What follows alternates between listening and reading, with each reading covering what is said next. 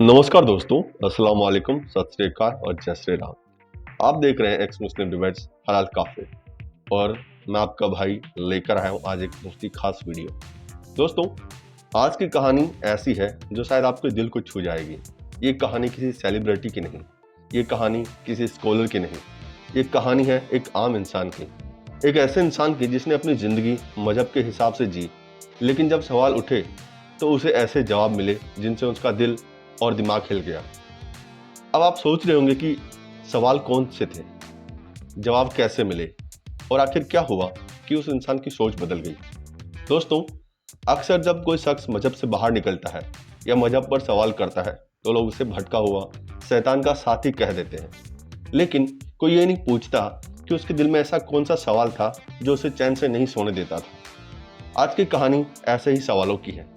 इस वीडियो में मैं आपके साथ बैठकर उसकी पूरी जर्नी को सुनने वाला हूँ और अपनी राय भी देने वाला हूँ और आपकी राय भी पूछने वाला हूँ, क्योंकि यह सिर्फ एक इंसान की जर्नी नहीं, ये बहुत सारे लोगों की कहानी है जो अपने अपने घरों में अपने अपने समाज में जी रहे हैं।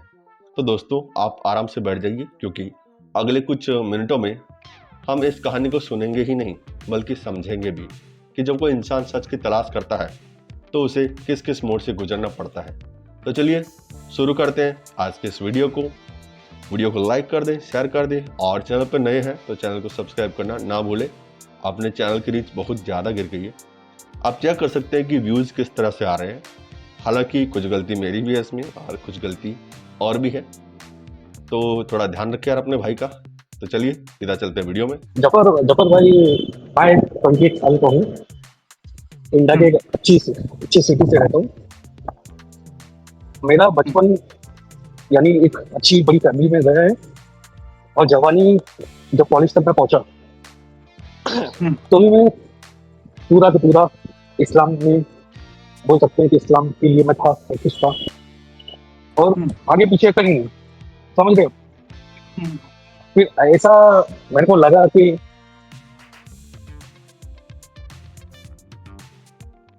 आपकी आवाज आनी बंद हो गई। हाँ, आवाज है। हाँ, अब आ रही है। हाँ, तो दोस्त लोग मिलते थे कि जिंदगी का जो सफर है वो मरने के बाद चालू होता है। यहाँ पे ये एग्जाम है, तो एग्जाम है तो मैं दोस्त लोग को पूछता था कि ऐसा काहे के लिए एग्जाम है। तो लोग कहते थे एग्जाम है 40 दिन की जमात में जाने का, वहाँ पे जाके करने का काम। मतलब अच्छा, फिर मेरा ग्रेजुएशन वगैरह कंप्लीट हुआ। मेरा फैमिली बिजनेस है जफर में। मेरे दादा जो है वो मेरे गॉड फादर है। उन्होंने, मेरे दादाजी ने, मेरे पापा ने मेरे को बहुत सपोर्ट किया मेरे इस बिजनेस में। ये हाँ, बिजनेस को संभालने के लिए दे दिया कि हाँ आप भी अब संभालो। जो कि मेरे डैडी अभी भी है, लेकिन मेरे दादा ने मेरे को आगे लाके दिया चीजें कि आप चीजें करिए, आप चीज कर रहा हूँ, मैं जिंदगी में आगे बढ़ रहा हूँ। फिर वो दोस्त लोग जो होते हैं 2-3, वो लोग भी पहुंच गए कि बिजनेस ही हर चीज नहीं है, जमात में टाइम दो।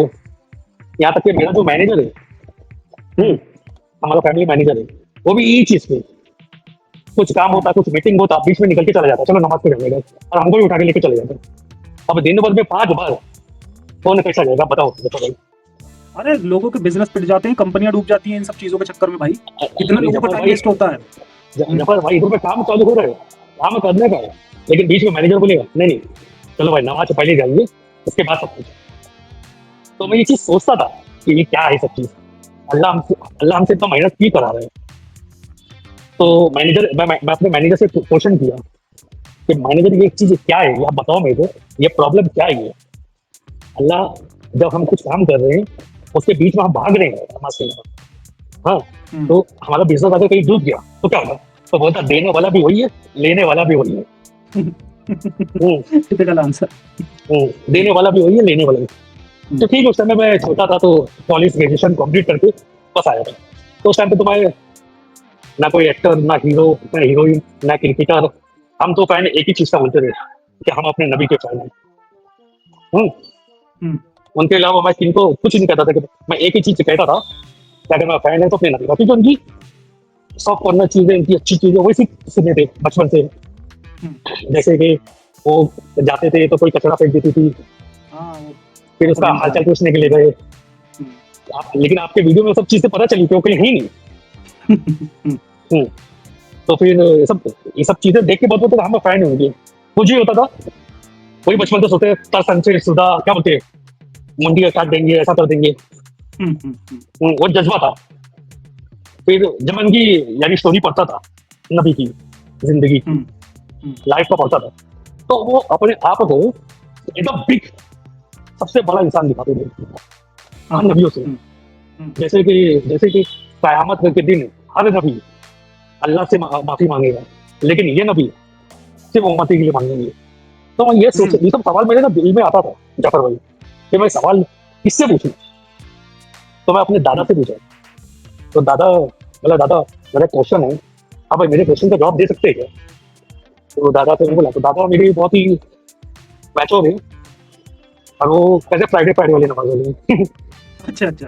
हाँ, तो अभी भी है वो जिंदा है। अच्छा अच्छा। तो मैं तो क्वेश्चन करता था कि दादा ऐसा क्या है। तो दादा बोलते थे, दिन में ये सब सवाल तुम्हारे दिमाग में और दिल में आ रहा है, मतलब कि शैतान उनको भटका रहा है। मतलब अच्छा, मतलब शैतान कैसे भटका रहे? अभी तो रमजान चल रहा है, तो शैतान कहाँ से आया? शैतान तो रमजान में कैद होता है। हाँ वही तो मैं दादा से पूछे कि रमजान में शैतान कहाँ आया? तो उस टाइम पे कैसा होता था कि ये अपना रोजा वगैरह खोले तो नमाज को भागते थे, 1-2 मिनट बचा रहता था। तो मैं दादा के साथ गया मस्जिद, तो मैंने वहां पे भांगी साहब से पूछ लिया सवाल कि भांगी साहब ऐसा ऐसा है। तो भांगी साहब बोले आपके ऊपर शैतान है। फिर बोला पहला रमजान है, तो फिर कहाँ से शैतान आया? बोलते मन का शैतान। हम बोले मन का शैतान कहाँ से पैदा हो गया? मन का शैतान कहाँ से पैदा हो गया ये बताओ ना। तो नहीं बोलते थे, बोले भाग 26। तो मैं सोचता था कि ये सोचता था, दिमाग में आता था कि हाई चाहिए। और मैं यंग, फिर कैसा हुआ कि मेरे कॉलेज टाइम पे मेरे को लड़की से प्यार था। तो हमारा रिलेशन चला 3-4 साल चला, अच्छा था। बाद में पता चला सुन्नी सिया देवबंदी तौबीस पता नहीं क्या क्या ये फिरके। इस फिरके की वजह से जफर भाई मेरा रिश्ता टूट गया, क्योंकि वो कुछ और मैं कुछ और। तो इसकी वजह से हुआ, तो मेरा दिमाग जब से भटक गया। ये चीज लॉकडाउन के टाइम हुई। अच्छा। लॉकडाउन के टाइम और लॉकडाउन के बाद हुई। तो फिर मेरा दिमाग भटक गया इधर उधर, बोला क्या करने का ये वाला। मैं तो सोच लिया जब जफर भाई नमाज वगैरह कुछ नहीं पढ़ने का, जब जो जिंदगी में जो चीज चाहिए था वो चीज मिला ही नहीं, तो आगे क्या करने का। तो फिर मेरे दोस्त को बताया, तो उसने बोला तो नमाज चालू कर, तेरे को सुकून मिलेगा। बोला ठीक है मैं करता नमाज पढ़ता। मैं नमाज पढ़ता था, यूट्यूब पे वीडियो देखता था, कभी कभी के ऊपर का ये सब वीडियो सब देखता था। जफर भाई देखते बहुत से क्वेश्चन आते थे, तो मैं अपने वही दोस्त से पूछता था कि ये चीज क्या है, 9 साल और 53 इंच का क्या सीन है। तो वो था शिया, तो 19 साल बताता था वो। शिया तो कुछ भी बता सकते हैं, क्योंकि उनकी हदीसों में कुछ है ही नहीं ना ऐसी, तो वो कुछ भी बता देते हैं जो भी उनका मन में आता है। तो जफर भाई ऐसा हुआ, वो बता रहा 19 साल, मौला यहाँ पे 9 साल। फिर वो दिखाता था कि ये सब ऐसी ऐसी चीजें हुई, मौला अली के साथ ऐसी ऐसी चीजें हुई। यानी मेरे दिल में बहुत सॉफ्ट कॉर्नर डालने की कोशिश की उसने, और मैं कहीं ना कहीं हो गया। अच्छा, उसने कन्वर्ट कर लिया आपको, शिया बना लिया? नहीं, मेरे को बना चुका था। अच्छा, यानी मेरे दिल में आ गया कि मौला अली के साथ गलत हुआ। मैं भी सोचने लगा मौला अली साथ गलत हुआ। अब मेरी इधर उधर फिर शादी की जब बातें लगती थी, तो यही सब बातें थे फिर के। तो मैं अपने दादा से क्वेश्चन किया, दादा ये फिरके क्यों आ रहे हैं? हम तो मुमिन है, हम तो एक उम्मत है, तो क्यों आता है ये? तो दादा बोलने लगे, अब ये जो नबी करीम बोलते चले गए 72 73, तो ये तो हो गई होगा और हम इनको मानना ही होगा। मेरे दादाजी बोलने लगे, अरे दादा मैं ये चीज को नहीं मानता। पर ऐसा था कि जफर भाई कि बचपन में जब बड़ा होने भी लगा, तो कोई पूछता था ना वैसे कि तुम कौन से फिरके से, तो होता था उम्मती। इतना मैं फैन था नबी करीम का, कि कोई पूछता था तो बोलता था मैं कि मैं उम्मती बस। तो जब शादी होने की बात चली, तो जब मेरा दोस्त मेरे को कोशिश कर लिया मनाने के लिए किया, तो वीडियो देखते देखते एक दिन मेरा दोस्त ही होता है, इसको देखा ये जफर है, इसका चैनल पे जा, इसको रिपोर्ट कर। वाले इस बंदे के चैनल पे जाकर इसको रिपोर्ट क्यों करूँ? तो उसने बोले काम करता हूँ, मैं तेरे को शेयर करता हूँ, अब उसको रिपोर्ट मार सकता है। अच्छा, वाले नहीं पता 10-15 मिनट के आपको रिपोर्ट मार दिया ना, तो पक्का इसका चैनल जुड़ जाएगा। अच्छा, वाला पक्का? तो बोला ठीक है। तो बोलने लगा अपने नबी करीम के ऊपर, इनके ऊपर एकदम जज्बाती में क्या बोल रहा है। तो मला बस अन्ना बोलता थोड़ा बड़ा हो, मला अन्ना थोड़ा शांत रहे, मैं तुम्हें काम कर देता। तो मैंने भी आपका वीडियो देखने लगा, अच्छा। 24 की रमजान की बात थी, 24 की। तो कैसा होता था कि तरावी पढ़ के आते थे, दोस्तों के साथ बैठते उठते थे 12 बजे तक, तो सैडी तक मस्त जागते थे। हम्म, फिर सुबह के आराम से तो सैडी तक का तुम्हारा वीडियो देखता था और सब पे डिसलाइक मारता था। अच्छा। हाँ हाँ, फिर सोचता था कि तुम्हारा नंबर कहाँ से मिले जफर भाई। अच्छा। ढूंढता नहीं था, आपके स्कैनर पे जाके ढूंढता था हम्म, कि फोन करूँ मैं से बात करूँ तो क्या तेरे को प्रॉब्लम क्या है। तो मेरा दोस्त बोलता है ये साला इब्लीस है। अच्छा। हाँ, बोला इब्लीस इब्लीस ने हमारा। चैनल बनाया। तो बोलने लगा, बोलता है इनको ना फंड है ना बाहर से आता है। हम्म, हाँ, बोला मैं भी सोचा कि हाँ हो सकता रहेगा, ये लोग की बोलता है एक मूवमेंट है, ये लोग की टीम रहती है, लोग टीम के वर्क पर ना पूरा काम करते हैं और बदनाम करते हैं। ठीक है, मैं वीडियो देखना आपका चालू किया, पूरा वीडियो देखता था और डिसलाइक। अच्छा।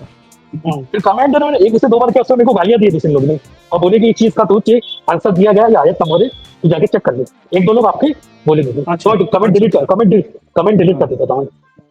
अच्छा, उनका तो अकाउंट आप डिलीट कर देते थे। नहीं नहीं, अपना कर देता था।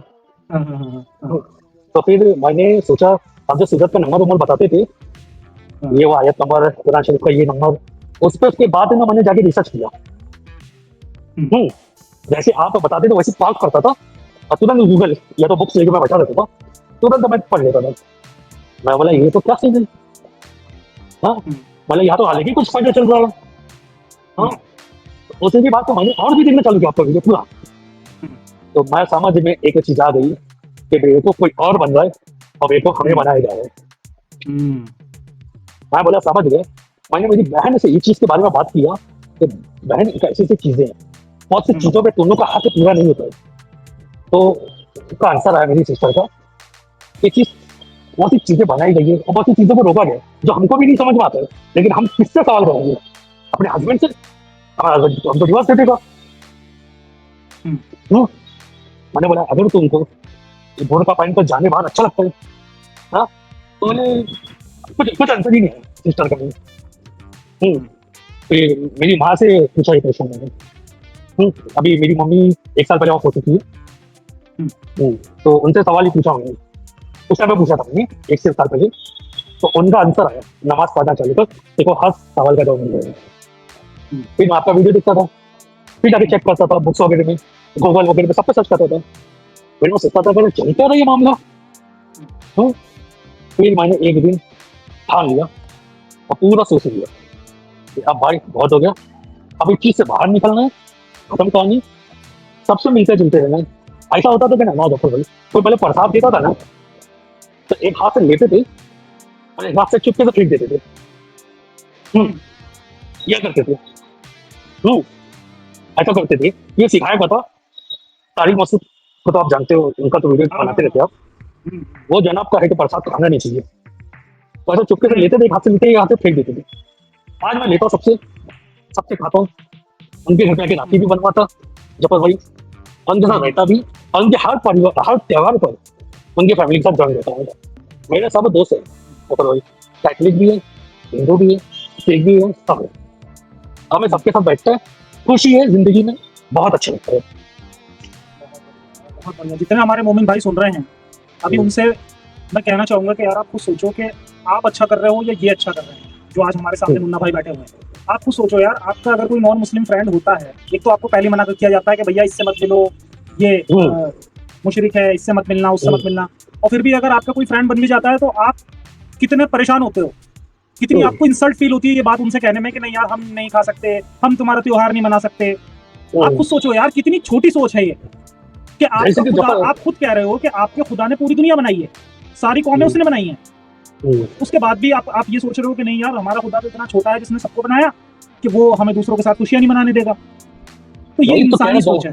जहाँ जैसे कि मैं कोई मेरा हिंदू दोस्त जाता था तो मैं विश कर देता था हैप्पी दिवाली, वो दोस्त मेरा बोलता था तू गुनाह कर रहा है, तू क्या बोल रहा है। और मैं आपको बताऊं, मेरा इस्लाम छोड़ने का सबसे बड़ा वजह, मैंने एक मौलाना का बयान सुना था जब मुझसे पूछा गया, बंदे ने पूछा कि शिर्क सबसे बड़ा गुनाह है कि रेप सबसे बड़ा गुनाह है। वो मौलाना शायद पाकिस्तान गए, उसने कहा कि शिर्क सबसे बड़ा गुनाह है।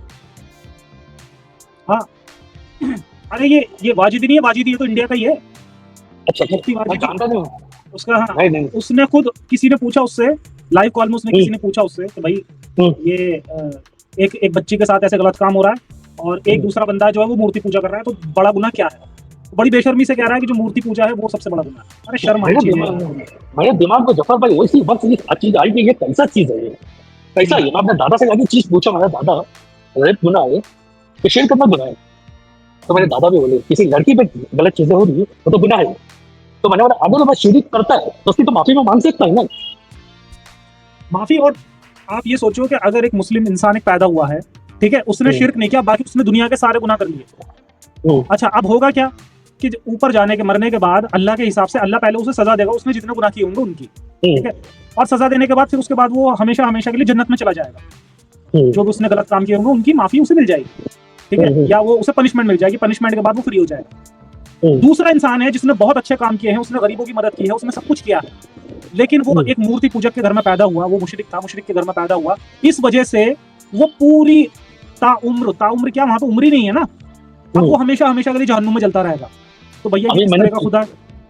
मैंने थोड़े दिन पहले थोड़े दिन पहले जो मैंने एक वीडियो देखा, उसमें से क्वेश्चन किया गया कि इंडियन आर्मी में हिंदू है तो लड़के लड़के शहीद हो गए तो कहाँ जाएंगे वो? तो उसने सवाल किया, जवाब उसका आंसर था कि अगर वो हिंदू है तो जहन्नुम भी जाएगा। सोचो, एक बंदा पूरे अपने से अपने देश की सेवा कर रहा है और जस्ट क्योंकि वो मुसलमान नहीं है इस वजह से वो जहन्नुम में जाएगा। हद है। तो यही तो चीजें समझ में नहीं आई ना जफर भाई कि चल क्या रहा है, और देश की सेवा कर रहा है, हर चीज देश का कर रहा है, हमारे लिए लड़ रहा है, तो क्या ये? अब तो जफर ऐसा कि आराम से सबसे मिलते जुलते रहने का, इंसानियत सबसे बड़ी चीज है, सबसे बड़ी चीज इंसानियत। बिल्कुल बिल्कुल, इंसानियत ही सबसे बड़ी चीज है, सही बात है। आप लोगों ने वीडियो यहाँ तक देखा तो आई होप आपको वीडियो बहुत पसंद आया होगा। वीडियो पसंद आया तो वीडियो को लाइक करें, शेयर करें और चैनल को सब्सक्राइब करना ना भूलें। बात करें वीडियो की तो ये कहानी किसी एक इंसान की नहीं, ये उन लाखों लोगों की कहानी है जिनके दिल और दिमाग में कभी न कभी सवाल उठते हैं, लेकिन उन्हें दबा दिया गया। बचपन से जो सिखाया गया वही सच मानते रहे, लेकिन जब आंखें खुलती है, जब सच देखने की हिम्मत होती है, तब इंसान समझता है कि असल में धर्म ने इंसानियत से कितना बड़ा धोखा किया है। आज हम खास तौर से इस्लाम की बात कर रहे हैं, क्योंकि ये वो धर्म है जो खुद को आखिरी, सबसे परफेक्ट और सबसे सही सिस्टम कहता है। लेकिन जब आप इसकी किताबों, इसकी हकीकत और इसके फॉलोअर्स की लाइफ को देखते हो तो आपके सामने एक तस्वीर आती है जो पूरा कॉन्ट्राडिक्शन से भरी हुई। इस्लाम कहता है ला इकराह फी दीन, यानी धर्म में कोई जबरदस्ती नहीं, लेकिन दूसरी सांस में कहता है कि जो इस्लाम छोड़ दे उसे मार दो। ये कैसा लॉजिक है? एक तरफ कह रहे हो कि कोई जबरदस्ती नहीं और दूसरी तरफ चॉइस ही छीन लेते हो। कुरान कहता है औरतों को सम्मान दो, लेकिन उसी कुरान में लिखा है कि एक आदमी की गवाही बराबर दो औरतों की गवाही, एक औरत की विरासत आधी है मर्द की विरासत से। तो सवाल ये है, क्या ये इक्वालिटी है या डिस्क्रिमिनेशन, जिसे डिवाइन कहकर लेजिमिट कर दिया गया? इस्लाम हर चीज को हराम हलाल के चश्मे से देखता है। इंसानियत, अच्छाई, मोरालिटी सब इरेलीवेंट हो जाते हैं। एक इंसान भूखा है, उसे खाना खिला दो, ये असल में इंसानियत है, लेकिन इस्लाम पूछेगा खाना हलाल था या हराम। एक इंसान खुश है, त्योहार मना रहा है, असल में खुशी स्प्रेड करना ही सबसे बड़ी नेकी है, लेकिन इस्लाम कहेगा क्या वो त्योहार मुसलमान का है या काफिरों का? क्या सच में एक क्रिएटर इतना छोटा हो सकता है कि वो इंसान को इंसान से खुशियां बांटने से रोक दे? अगर अल्लाह ने सबको बनाया तो फिर ये डिवाइडिंग लाइन किस लिए? इस्लाम में सिर्फ रूल्स नहीं है, एक पूरा साइकोलॉजिकल ट्रैप है। बचपन से सिखाया जाता है ये गुनाह है, वो गुनाह है, जहन्नुम का अजाब, कब्र का अजाब। सोचो, एक बच्चा डर डर कर बड़ा होता है, छोटी सी गलती पर उसे लगता है कि अब अल्लाह नाराज हो जाएगा, अब मुझे जलाया जाएगा। ये साइकोलॉजी किसी इंसान को आजाद सोचने देती ही नहीं। ये डर ही वो हथियार है जिससे इंसान को गुलाम बनाया जाता है, और जब इंसान डर के आगे झुक जाता है तो वो सवाल पूछना छोड़ देता है। और यही मकसद है, कभी सवाल करने मत दो, वरना सच सामने आ जाएगा। इस्लाम कहता है सबसे बड़ा गुनाह है शिर्क, यानी किसी और को अल्लाह के साथ जोड़ना। अब सोचो, एक इंसान है जिसने पूरी जिंदगी अच्छे काम किए, गरीबों की मदद की, सच बोला, इंसानियत निभाई, लेकिन क्योंकि वो एक मूर्ति पूजक था, उसे हमेशा हमेशा जहन्नुम में जलना होगा। दूसरी तरफ एक मुसलमान जिसने चोरी की, झूठ बोला, लोगों पर जुल्म किए, लेकिन मरते वक्त उसने कलमा पढ़ा तो उसके सारे गुनाह माफ। अब पूछो खुद से, क्या ये जस्टिस है? क्या ये इंसाफ है, या ये रिलीजन का सबसे बड़ा स्कैम? औरतों के बारे में देखो, हिजाब कंपलसरी, शादी के मामले में हाफ राइट्स, 4 शादियां मर्द के लिए अलाउड, तलाक का हक सिर्फ मर्द को पहले दिया गया। तो फिर इक्वालिटी कहाँ है? क्या औरतों को प्रॉपर्टी की तरह ट्रीट किया गया? Islam is equal to piece का नारा बार बार सुनने को मिलता है, लेकिन रियलिटी इतिहास उठाकर देखो, एक्सपेंशन सिर्फ तलवार से हुआ। दारुल इस्लाम और दारुल हर्ब का कॉन्सेप्ट बताता है कि दुनिया को सिर्फ 2 हिस्सों में बांटा गया है, मुसलमान और गैर मुसलमान। काफिर दोस्त नहीं हो सकता। काफिर पर भरोसा मत करो, ये लाइंस दिमाग में ठूस दी जाती है। तो सवाल, अगर इस्लाम सच में यूनिवर्सल ब्रदरहुड लाता तो आज की पूरी दुनिया मुसलमान वर्सेस नॉन मुस्लिम में बटी हुई है। अगर रिलीजन सच में डिवाइन है तो पॉलिटिक्स से ऊपर होना चाहिए, लेकिन इस्लाम शुरू से ही पॉलिटिकल था। खलीफा, जिहाद, कॉन्क्वेस्ट सब पावर गेम था और आज भी वही पैटर्न रिपीट हो रहा है। हर ग्रुप शिया, सुन्नी, वहाबी, देवबंदी एक दूसरे का खून बहा रहे हैं। क्या रिलीजन परफेक्ट सिस्टम दे रहा है? यह सिर्फ 1400 साल से सिर्फ डिवीजन और वायलेंस। इस्लाम ने मोरालिटी को हाईजैक कर लिया। गुड इज इक्वल टू जो अल्लाह ने हलाल किया, बैड इज इक्वल टू जो अल्लाह ने हराम किया। लेकिन असली morality, honesty, compassion, justice, love, वो सब इग्नोर कर दिया। तो एक इंसान अगर रोजे रखता है लेकिन दूसरे को तकलीफ देता है, वो नेक कहलाता है। दूसरी तरफ एक इंसान अगर सारे अच्छे काम करता है लेकिन मुसलमान नहीं है, वो हमेशा जहन्नुम में जलेगा। क्या यही मोरालिटी है या फिर ये धर्म का सबसे बड़ा धोखा है? अब दोस्तों, सवाल सिर्फ इस्लाम का नहीं, सवाल इंसानियत का है। इस्लाम तुम्हें सोचने से रोकता है, सवाल पूछने से रोकता है, और जब कोई आइडियोलॉजी तुम्हें सोचने से रोकती है तो समझ लो उसमें सच नहीं है। अगर तुम सच में अल्लाह पर भरोसा करते हो तो सवालों से डर क्यों लगता है? अगर कुरान सच है तो एनालिसिस से डर क्यों हर सवाल को शैतान का वसवसा कहकर दबा दिया जाता है? आज तो एक्सपोज हमने किया वो किसी नफरत के लिए नहीं, ये इसलिए था ताकि आप सोचो, ताकि आप अपनी जिंदगी खुद से जी सको बिना गिल्ट और डर के।